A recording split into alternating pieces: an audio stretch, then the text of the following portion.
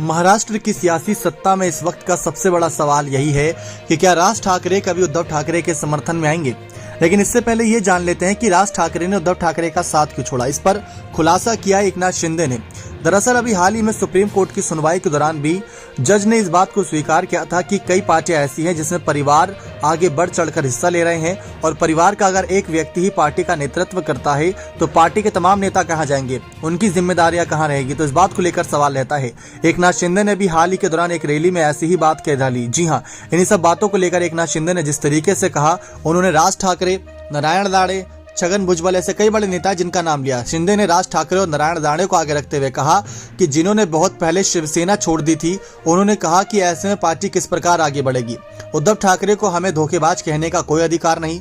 मुख्यमंत्री ने यह भी गिनवाया कि शिवसेना को मजबूत बनाने के लिए गजानन कीर्तिकर, रामदास कदम जैसे वरिष्ठ नेताओं ने बाला साहब के साथ कंधे से कंधा मिलाकर काम किया था, लेकिन आप उन्हें धोखेबाज कहते हैं। उन्होंने कहा संयम भी एक सीमा होती है और वो संयम की सीमा अगर पार होती है तो ऐसा ही कदम उठाना पड़ता है। आज के समय में देखा जाए तो राज ठाकरे ने अपनी खुद की पार्टी बना ली है। राज ठाकरे की पार्टी का भले ही विधायक पार्षद कम है, लेकिन पार्टी है और पार्टी कुछ भी खेला कर सकती है और पार्टी से गठबंधन करने के लिए बाकी पार्टियां भी आगे आती हैं। तो ये बहुत सोच विचार करना चाहिए।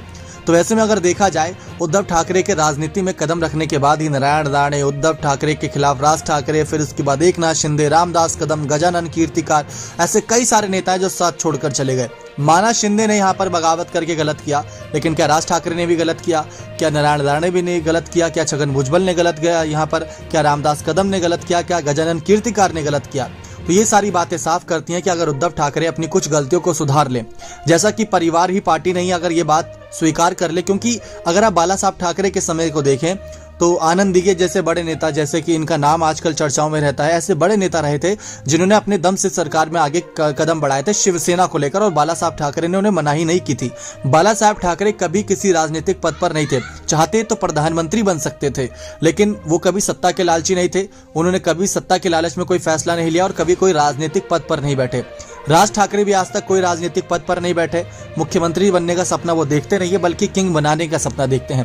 तो बस यही शर्त है एक तरीके से कि राज ठाकरे के मतलब तमाम विपक्षी पार्टियों की, कि अगर उद्धव ठाकरे अपने फैसले, अपने विचारों को बदल लें तो हो सकता है कि पुराने नेता उनके साथ वापिस आ जाए, जिसमें राज ठाकरे और शिंदे का भी नाम हो सकता है। अब देखते हैं उद्धव का क्या फैसला रहता है। बने रहे चैनल के साथ ऐसी और तमाम जानकारियों के लिए बहुत बहुत धन्यवाद।